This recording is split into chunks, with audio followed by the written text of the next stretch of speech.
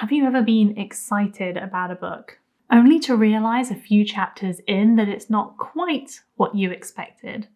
Or maybe you've spent your hard-earned money on a book that ended up gathering dust on your shelf.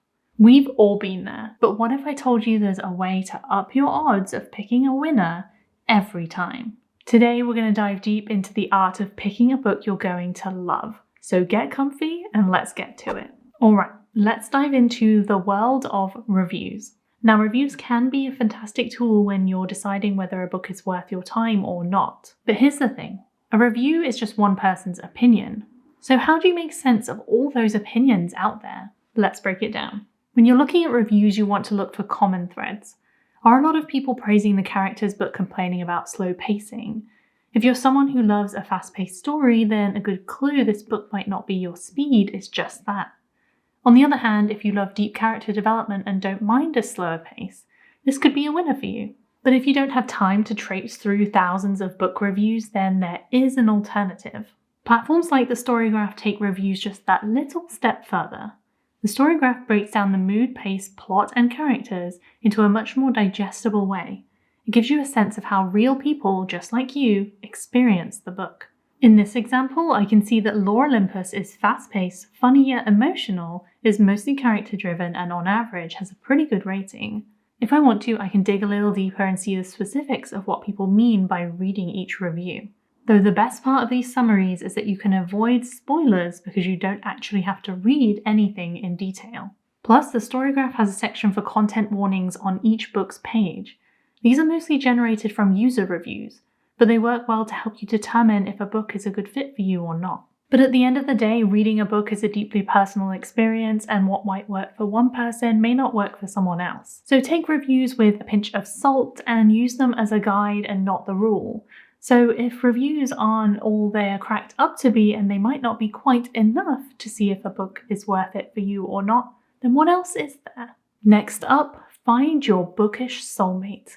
This is someone who shares your reading tastes, so their recommendations can be pure gold. But how do you find this mystery person, and how can you make sure your tastes align? Your bookish soulmate could be a friend or family member, or they could be someone online, say a book blogger or a booktuber, or even someone on TikTok or Instagram. The key is to find somebody whose reading tastes align with yours. But how? Start by comparing notes on books you've both read. If you find that you're often on the same page, you've found a reliable source of recommendations. But don't just take their word for it. Look at their previous reviews or books they've read on platforms like Goodreads or the Storygraph. If they don't write reviews or use these platforms, just ask them what they liked about the books they love. Check out how they've rated and reviewed books. Do they love the same characters you do? Do they appreciate the same plot twists? Do they get annoyed by the same cliches? If their likes and dislikes match up with yours, then that's a good sign. Finding your bookish soulmate can take some time, but in the end, it's completely worth it. Because when they give you a recommendation and you go and read that and love it too, it starts to open up a whole new world of books you may not have discovered without them. Then you'll either be thanking them or scorning them for making your TBR way too long. Next, let's talk about genres and tropes. Now, I've talked about the ups and downs of book tropes before, but they can be an incredibly helpful tool for figuring out if you'll like a book or not. Genres are like the broad strokes of a painting. They give you a general idea of what to expect. If you know you love fantasy novels or historical fiction, that's a great starting point. But if genres are like the broad strokes of a painting, then tropes are the details that bring things a little more to life. Tropes are reoccurring themes or elements in a story. They can be anything from enemies to lovers in romance novels to the chosen one in fantasy novels. Knowing which tropes you enjoy can be a game changer when it comes to finding books that you'll enjoy, but how do you know which ones you actually like? Well, think about your favourite books. What do they have in common? Do they all have a strong female lead? Perhaps they contain a group of friends that love each other like family.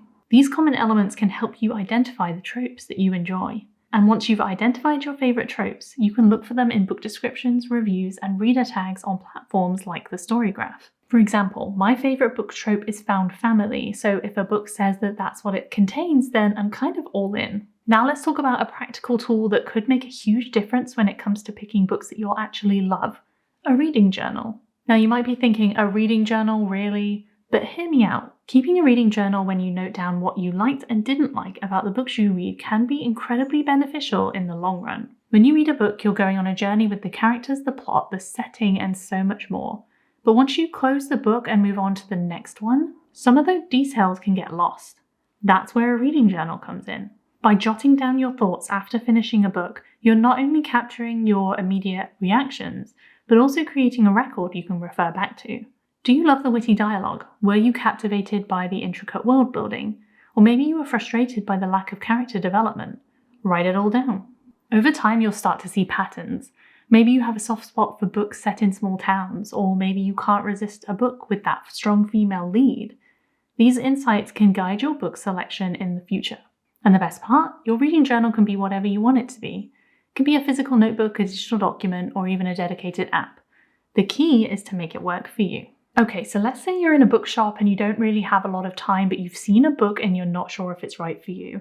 The one thing that you can do in that situation is read the first page. Now, you might be thinking, well, will the first page give me an indication whether the book is good or not? And the answer is, well, kind of. It can give you a clue, anyway. When you read the first page, you're getting a snapshot of the book's style, tone, and pacing. If the writing style grabs you, there's a good chance you'll enjoy the rest of the book. But don't just read it passively, engage with it. Ask yourself, does this opening draw you in? Do you want to know more about the characters or the situation? Is the writing style appealing to you? These questions can help you gauge whether the book is a good fit for you or not. Of course, this isn't foolproof. A book can start off really fast-paced and then peter off as you get further into the book. Or it can start off slow and pick up speed later down the line. But the key is it will give you a feel of the book. And if the first page doesn't quite give you enough information, then read a few more. It won't hurt. So there we have it, a dive into the world of trying to find books that you'll love instead of books that are just a bit meh. Some of these techniques might take a little bit of time to master, but in the long run, they're absolutely worth it. Over time, you'll develop an instinct for what you like or don't like in books. You'll start to notice patterns and understand your own reading tastes. And gradually, those 3-star books you keep reading will turn into 4 and 5 stars as you get better at selecting books that are right for you. So if you have any tips for finding the right book for you, please leave them in the comments. And if you enjoyed this video and want another like it, check out the video on screen right now. Thank you so much for watching, and I will see you next time.